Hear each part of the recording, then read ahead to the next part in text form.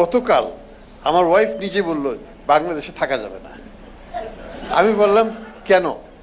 রাত 2টোর সময়, তো আমি কেবল IMF এর সাথে একটা কমিউনিকেশন করে ঘরে আসার পরে বললো যে আমার ল্যান্ড রেজিস্ট্রেশন করতে যে ধরনের পয়সা করে চাচ্ছে ল্যান্ড অ্যাডমিনিস্ট্রেশন, এটা দিয়ে কিভাবে আমরা চলবো? আমরা তো কোনো অসৎ উপায়ে অর্জিত অর্থ নাই। দ্যাটস দ্য চ্যালেঞ্জ সাধারণ মানুষের জন্য। যারা পয়সা ঘুষ খেয়ে করেছে তাদের ব্যাপার অন্য, কিন্তু যারা সৎ পথে থেকে সংসার চালাতে চায়, সৎ পথে চলতে চায়, তাদের জন্য বাংলাদেশে টিকে থাকা খুবই কঠিন ব্যাপার।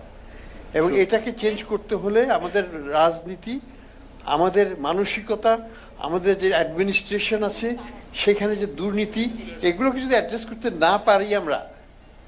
গতকাল আমার ওয়াইফ নিজে বলল